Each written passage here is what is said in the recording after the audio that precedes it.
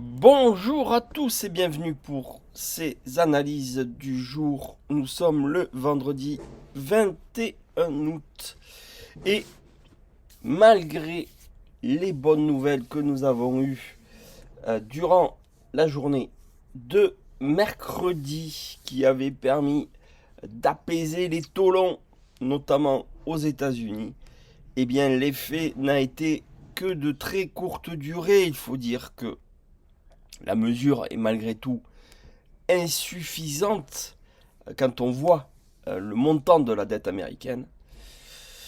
Et donc, du coup, hier, eh bien, les indices se sont mis à corriger. Et vous allez voir pas mal de décorrélations. Et je trouve aussi, aujourd'hui, pas mal d'incertitudes. Alors, il est vrai que nous arrivons à la fin des vacances d'été, que les opérateurs reviendront en masse dès la semaine prochaine. Il faut dire que ça manque quand même, malgré tout, de volume actuellement et que il faut s'attendre à des gros mouvements dès la semaine prochaine. Alors aujourd'hui, je pense qu'il faudra s'abstenir sur certains actifs et puis voilà, se concentrer sur quelques évidences que l'on peut avoir. Et c'est ce que je vais vous partager ce matin parce que j'ai aussi pas mal d'incertitudes. Et les incertitudes, elles touchent plutôt les indices. Donc je vais commencer d'ailleurs par les indices. Avec le S&P 500, on va prendre du recul, on va se mettre en hebdo. Et vous voyez que en hebdo, bon, on est en train de faire une bougie rouge, hein, c'est assez rare. Du côté du S&P 500, qu'est-ce qu'on peut voir? On peut voir que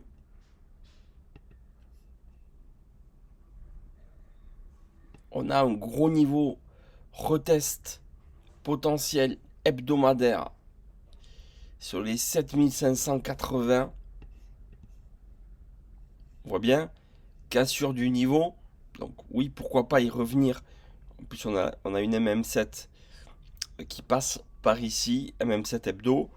Donc dans les prochains jours, revenir tester cette zone, c'est quelque chose qui est tout à fait possible. Après, j'ai une interrogation.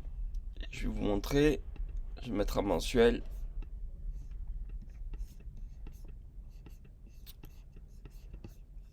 Attention, attention à la clôture du mois. Fin de semaine prochaine,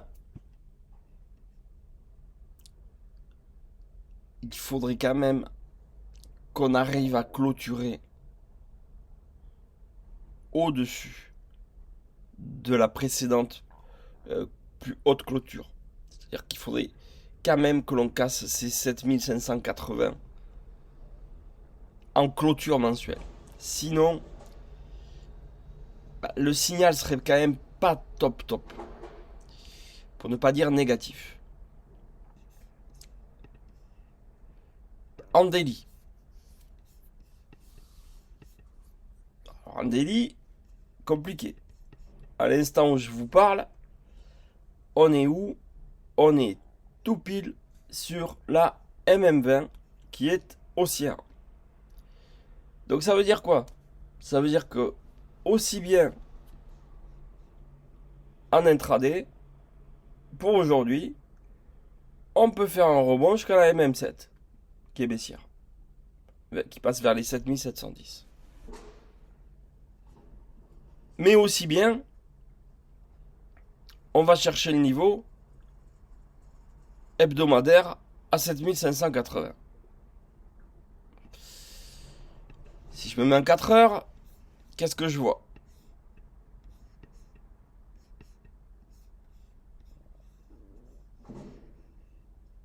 Plus haut, de plus en plus bas, de plus en plus bas. On est toujours dans une tendance baissière.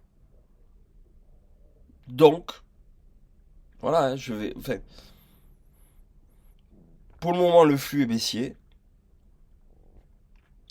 Vendre une MM20 daily haussière alors qu'on y est dessus, c'est pas possible. Vous voyez, on est carrément pas sur le niveau de vente.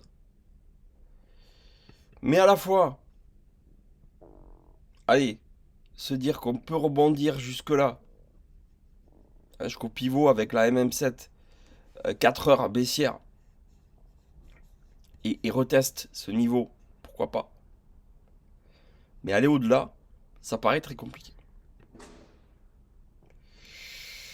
Donc, honnêtement, à part si, vous voyez, à nouveau, il tombait une nouvelle importante dans la journée qui donnerait vraiment du carburant aux indices, bah, le S&P 500, franchement, moi je vais me tenir probablement à l'écart aujourd'hui, à moins que j'ai des bonnes opportunités qui se présentent dans la journée. Mais là, bof. Bof, bof.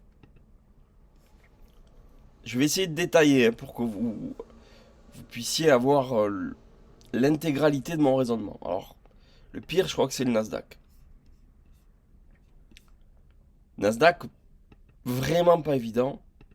En hebdo, lui, il est revenu chercher sa MM7. Il l'a testé. On y est dessus, là. Et en dessous, il a la MM20. Donc, c'est une possibilité.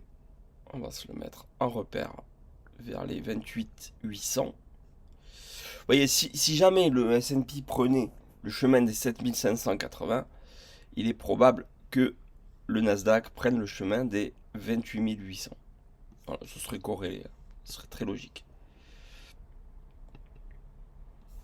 En daily, je vous disais, il faut surtout pas clôturer en dessous de ce niveau-là. Encore une fois, on sauve le niveau in extremis. Franchement, c'est pas très engageant tout ça. On va se mettre en 4 heures. Et là, c'est pareil. On voit que on a breaké pour de bon cette fois ce niveau-là des 29 450. Les plus bas sont de plus en plus bas. Voilà, il faudrait, voilà, c'est ça qu'il faut comprendre. Il faudrait, et donc ça, je vais le noter un nouveau repère, s'affranchir de cette zone à la hausse pour à nouveau repartir dans un flux haussier de court terme. Tant qu'on est là-dessous, quoi qu'il arrive, c'est les ventes qui l'emportent. Mais à la fois, vous voyez cette mèche ici, on est venu toucher un niveau de soutien. Donc, ne nous trompons pas dans les zones d'entrée et dans nos choix. Voilà, je crois que des fois, il faut aussi laisser faire. Bon, le Dow Jones.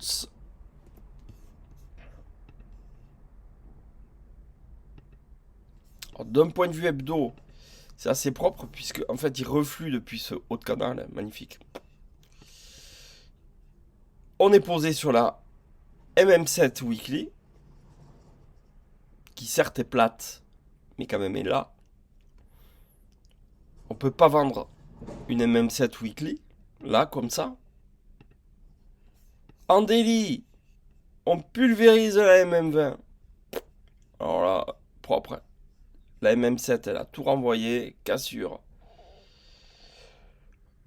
Se dire que on va rebondir là comme ça, là maintenant, compliqué.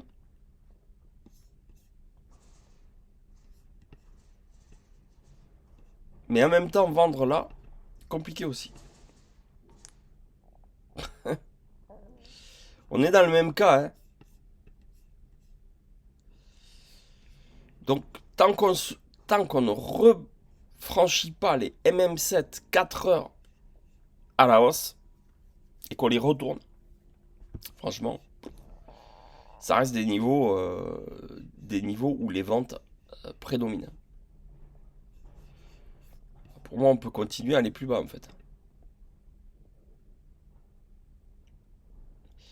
Mais je vous dis, côté indice, soyons très prudents aujourd'hui. Perso, vraiment, je vais me tenir à l'écart des indices. Je vous avais parlé du CAC hier, qui est arrivé et qui justement a tenu sur le niveau que j'évoquais. J'avoue que c'est un niveau qui est tentant.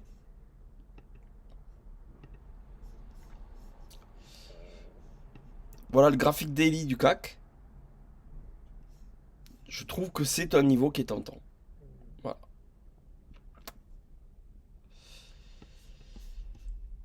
Est-ce qu'on aura l'énergie pour rebondir? Voilà. Et si ça rebondit, allez, chercher la MM7 qui est baissière. Il faudra pas chercher plus. Pourquoi pas? Côté DAX, je vous parlais de ce niveau que j'ai noté en rouge. Effectivement, on y a été. Je vous disais aussi qu'on avait la MM20 daily qui aurait pu être en soutien en clôture. On n'a pas réussi à la sauver. C'est pas très très positif cette affaire. Donc, là, attention. Je serais très méfiant. Autant le CAC, je trouve que le niveau est intéressant à l'achat. Autant là, se dire que, vous voyez le mouvement, on peut refaire un plouf par là, c'est pas choquant.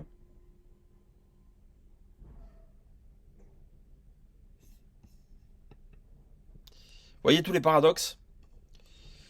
Allez, je crois que je vais aller direct sur l'actif qui fait. Moi, je suis. Voilà. Pour moi, aujourd'hui, c'est le gold, quoi. Point. Point barre. Hier, c'était le gold. Aujourd'hui, c'est le gold. Point. Point. On va là où l'action se passe. On se positionne en daily. On a eu le retour hier. Vous voyez, ça, c'est le repère que j'avais noté. Regardez en 4 heures. Hier, je vous avais donné ce niveau. J'avais dit, si on fait un pullback là, reteste des anciens plus hauts, il faut payer. Regardez la réaction qu'on a eue. Il faut continuer de payer, à mon avis. Voilà, à mon avis, on peut toujours se tromper. Mais la voie me paraît libre. Alors, ça, c'était le repère que j'avais dû noter hier. En hebdo, est-ce que j'ai des repères? Non. En hebdo, prochain repère, il est là. Prochain repère, c'est 4007, quoi.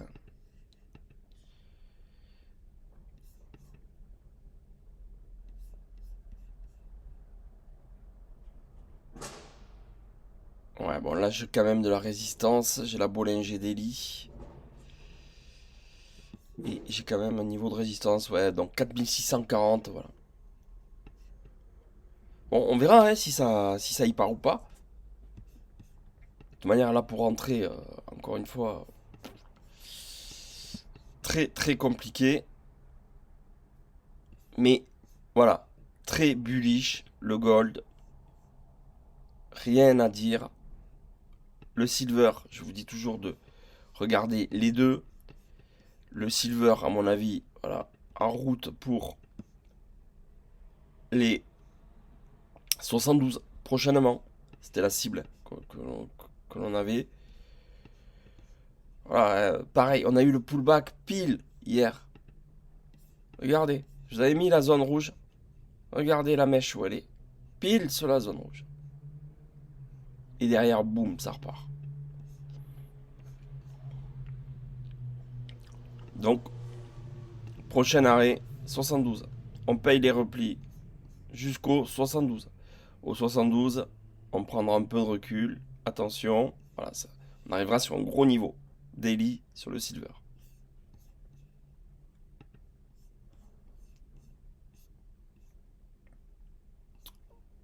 Le dollar index. Bon, hier, bon, classique.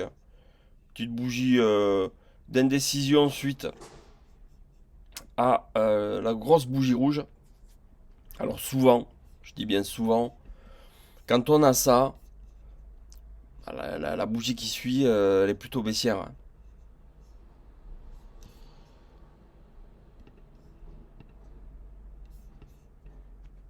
Ouais. Ouais, tous les rebonds, à mon avis, sont bons à vendre sur le dollar index.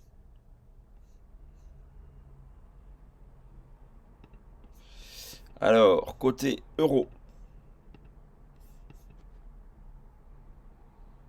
Ouais, la voie est libre, hein. Franchement, on a toujours de la place, hein. Bon, pour rentrer, c'est toujours pareil, c'est compliqué. Faut rentrer sur des unités plus dynamiques, sur des unités courtes, avec des invalidations assez serrées. Mais voilà, moi je vous dis honnêtement, prochain objectif c'est le 1,18 hein, sur l'euro dollar. Alors, je vous dis pas qu'on va y aller tout à l'heure. Mais voilà, pour moi, prochain objectif 1,18. Mais ce qui est étonnant, c'est que avec cette correction du dollar, les indices n'en profitent pas. Ça, vraiment, c'est un truc qui me déplaît assez fortement. Côté GBP, alors lui par contre, je suis moins friand parce que grosse zone. Voilà. Donc voilà. Un 36,50, on voit que c'est une grosse zone de résistance. Impossible de le payer dans ces conditions. Je vous parlais de l'AUD hier. Voilà, c'est parti, hein. Je vous en ai parlé hier. Je vous ai dit que depuis qu'on avait cassé cette zone, c'était parti. Et jusqu'au 0,7185. Là, on peut payer les replis. Voilà. Regardez le mouvement. Il est propre, il est beau. Faut pas avoir peur. Il faut se faire confiance. NZD. Je vous en ai parlé hier. Nous allons entrer très prochainement dans la zone rouge. La zone rouge, c'est la zone long terme. Vous voyez l'oblique long terme qui passe par ici. Et on va se fabriquer un rectangle. Voilà.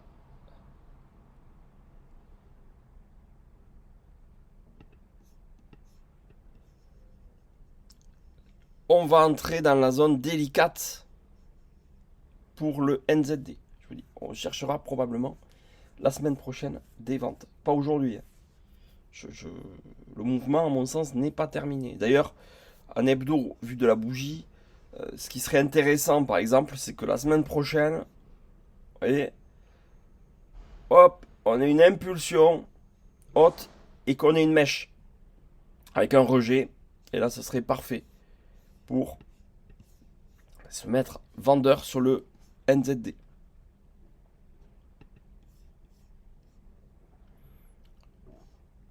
Sur le Forex, c'est assez intéressant en ce moment. Je vous parlais hier également de l'USD CHF en daily. Je vous avais montré un canal et un deuxième canal. Un canal baissier court terme dans un canal haussier de long terme. Ceux qui ont payé le bas de canal hier, ça s'avère déjà gagnant. Donc si aujourd'hui ça rebaisse, c'est parce que c'est possible. Voilà. On peut à nouveau être vigilant.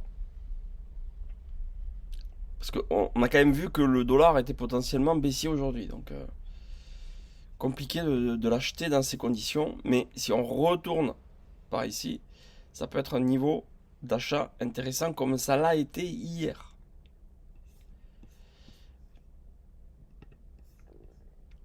Et comme je vous disais, tant que nous sommes dans cet esprit de baisse de dollar, Euro CHF, GBP CHF, c'est le top. Regardez hier.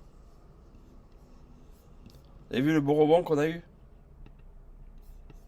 Regardez la belle reprise qu'on a eue. Donc ça peut continuer. Euro CHF, GBP CHF, etc., etc. Le pétrole. Bon, le moins qu'on puisse dire, c'est que pas de nouvelles du côté d'Ormuz. Donc, on est toujours sur ce haut de canal. On a eu l'apparition de quelques vendeurs hier qui montrent leur présence. Est-ce que c'est suffisant? De toute façon, je vous dis, il faudra un coup de pouce côté des news pour que de toute façon on ait un retournement du pétrole. Donc c'est très spéculatif. En hebdo, vous voyez qu'on a la MM20, voilà, qui fait office de résistance. Il ne faudrait pas la casser. Si jamais voilà, on clôture en dessous, ça serait assez positif. Pour la stratégie de pétrole, toujours pareil. Elle n'est pas invalidée, regardez. Elle n'est pas invalidée. Maintenant, on attend la mèche. Voilà. Et à ce stade, on voit bien qu'en 4 heures, nous sommes haussiers. Et puis bien, hein. C'est une belle tendance. Mais c'est un niveau où tout peut se passer. Et attention si on casse ce niveau. Vigilance également, parce que si on le casse à la hausse, vous voyez qu'on a un magnifique gap ici qui traîne. Alors attention, hein, on comble pas tous les gaps. Hein. Je vous le dis, ceux qui vont se dire, ah ben c'est sûr, on va aller combler le gap. Oui, s'il ne se passe rien du côté du Moyen-Orient, on va aller le combler, parce que du coup la tendance va rester haussière. Le gap, il est à 91 et des brouettes. Il est là. Après, on en a un autre gap. Non, celui-là, il a été... Ouais, celui-là, il a été comblé. Donc, à suivre. À suivre les news, évidemment. Et puis, voilà, je vous dis, le jour où on a un accord de paix, en une semaine, vous avez le pétrole qui fait moins 15 ou moins 20. Donc, voilà. Mais pour le moment, il ne se passe pas grand-chose du côté du front. Allez, j'imagine que vous les attendez avec impatience, les cryptos. Alors là, c'est lunaire. Là, c'est totalement lunaire. Je vous parlais de décorrélation. Bon, quand j'ai fait la vidéo hier, on était à 69 000. Je vous disais objectif 80. Donc franchement, vous avez pris 5 000 dollars sur le Bitcoin depuis hier matin, pour ceux qui ont pris la stratégie. Bah, j'ai envie de vous dire encaisser quoi. Ou encaisser une partie parce que ça va vite, ça va fort. Il n'y a pas de volume, il y a zéro volume. En daily, oui, les 80 000 c'est toujours atteignable. En hebdo, toujours aussi.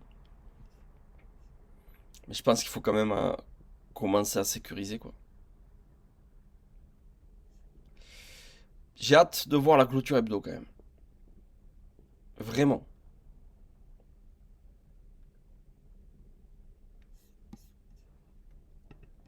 Et sur les terres, bon mais pareil, ouais, vous voyez, là on commence à arriver en daily là, on entre en zone où les vendeurs sont là quand même. Hein. Donc ouais, je crois qu'il est quand même temps de prendre ses bénéfices. Ou du moins une partie. Pour ceux qui font du court terme, après les investisseurs, j'ai pas d'avis particulier sur les cryptos. Je sais pas où elles vont aller. Franchement, j'en ai. Mais alors, aucune idée. Je suis incapable de vous dire où seront les cryptos dans 2 ans, dans 3 ans, même dans 5 ans. Tous ceux qui ont des pronostics sont très très forts, mais moi, je n'en ai pas, vous voyez. J'ai pas d'avis. J'ai vraiment pas d'avis. Je m'interroge d'ailleurs sur l'utilité des cryptos maintenant. Autant je trouvais vraiment intéressant avant que le Bitcoin intègre les fonds d'investissement. Mais depuis qu'on a des ETF, en fait, alors oui, ça apporte de la stabilité. Mais du coup, c'est totalement contraire à l'utilisation qu'on voulait du Bitcoin, par exemple. Donc voilà. Donc, si quelqu'un veut m'expliquer l'intérêt, du coup, ça sera intéressant. Je suis ouvert, évidemment, au dialogue. Bon, voilà. Je crois que j'ai fait un tour d'horizon. Je crois qu'il faut... Voilà. Si vous avez des stratégies claires par rapport à ce que je viens de vous montrer, il faut y aller. Ne vous dispersez pas, ne cherchez pas à être sur tous les fronts. Le front des indices me paraît compliqué.